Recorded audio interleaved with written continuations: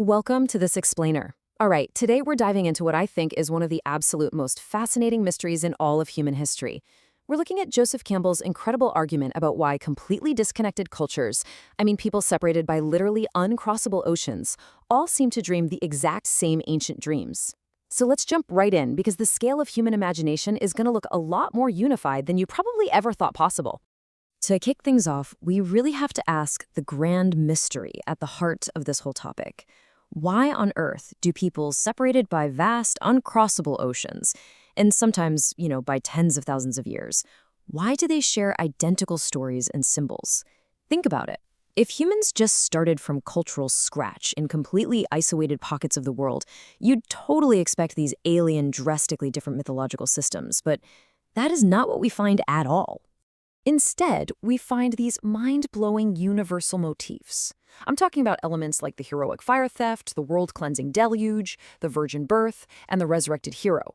They are universally present. Campbell points out that these motifs are kind of like pieces in a giant kaleidoscope. They're always the same few base elements, just rearranged into new, beautiful combinations across history to really galvanize civilizations. But where do they actually come from? Let's look at Section 1, the psychological key, where we'll be solving the mystery of the inherited image. To solve this, you gotta think of these shared myths not as some wild historical coincidences, but as literal biological imprints. Psychologists like Carl Jung call this the collective unconscious. Basically, we as human beings possess what are called innate releasing mechanisms. Think of it like this. Just as a baby chick inherently fears the shadow of a hawk, even if it's never actually seen one in real life, we humans have these deep inherited psychic memory deposits called engrams. These engrams are forged by universal human experiences, things like the trauma of birth, the total dependency of infancy, and of course, the fear of the dark. So what this means is that the raw materials of myth are literally built directly into your biology, just waiting for something to trigger them. To really picture this, consider a child's drawing of a dream about the devil. It perfectly captures what we call the spontaneous animism of childhood. Our deep, innate psychological imprints vividly manifest in the mind's eye way before human culture even fully shapes us. Kids just naturally assign life and spirit to the world around them, right? Well, this right here is the biological clay that history will eventually mold into full-blown religion and mythology. Okay, so now that we know this psychological raw material is universal, we can actually map it across this grand historical timeline. We're going to trace how human evolution and our changing environments organize these biological imprints into distinct mythological eras. We'll start way back in the dens of the Paleolithic hunters, shift over to the early agricultural planters, and then culminate in the massive birth of the first high civilizations. Which brings us to Section 2. The era of the hunters. We're talking shamans, magic, and the animal master. The absolute crucial point here is understanding this massive historical shift. On the left side, you've got the hunter's mindset, which is highly individualistic. It relies entirely on the lone shaman's trance. Then, on the right, the later planters totally shift focus to the group, the predictable cycles of the harvest, and, well, sacrifice. But let's stay in the world of those early hunters for just a second. In this hunter-gatherer world, mythology was really a matter of individual spiritual access.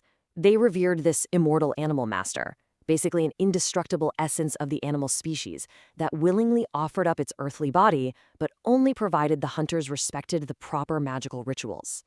It's this beautiful mythology of courage.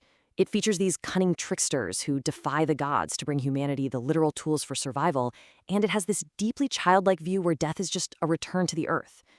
Not an absolute final end. Moving on to Section 3, the rise of the planters, the immolated maiden and the soil. With the dawn of the planters, we get a brand new, honestly kind of terrifying concept, a definitive mythological event. For the planters, the timeless, innocent era of the past was suddenly shattered by a violent act.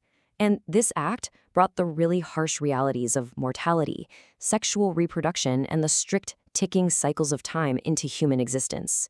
To the planter, life feeds on death. It's a simple, brutal equation. The seed has to be buried, and it has to die in the dirt to bring forth the crop. And this era is defined by a seriously eerie, universal motif, the immolated maiden. On the left, look at the Greek myth of Persephone, who gets dragged down into the underworld to spark the agricultural grain cycle. Then, over on the right, you have the Indonesian myth of Hainawele, who is brutally murdered in a labyrinth dance and buried, only to transform into root crops.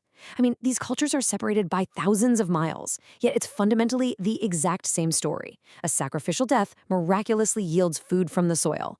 The myth is quite literally structuring the day-to-day reality of the planting society.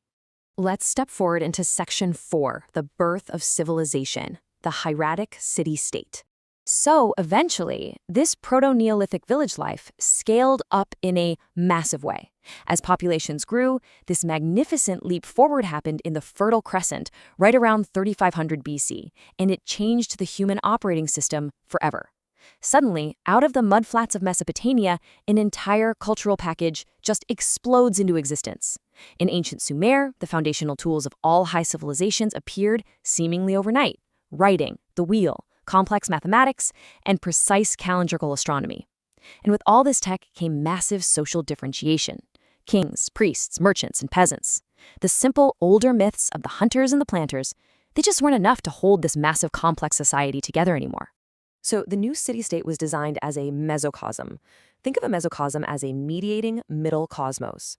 The brilliant idea here was to systematically align this highly complex, newly differentiated human society down on Earth with the mathematical, rhythmic order of the stars and planets up above. Basically, thy will be done on Earth as it is in heaven. The city literally became a living, breathing, magnificent scale model of the universe. Mythology evolved at this point into a multidimensional symbolic play. Earthly rulers weren't just people anymore. They were viewed as the literal physical manifestations of these cosmic celestial forces. The king and queen actually were the moon and Venus. Through these highly orchestrated rituals, the society mathematically synchronized itself with the heavens. It's just an incredibly powerful structuring idea.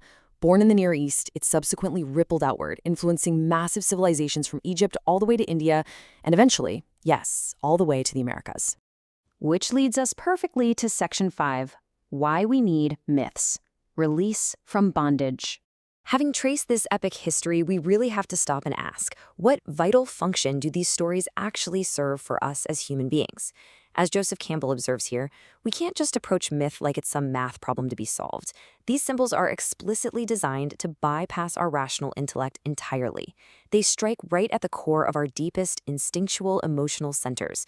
You know, those innate releasing mechanisms we were talking about at the very beginning of the explainer. Ultimately, myths act as the ultimate psychological shock absorbers. They help us navigate life's absolutely terrifying transitions.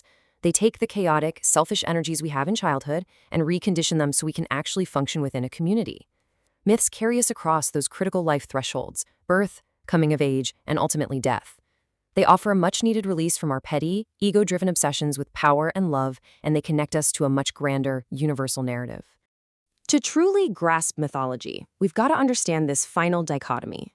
On the left, we have the ethnic idea. This is the specific local flavor a culture applies to a story.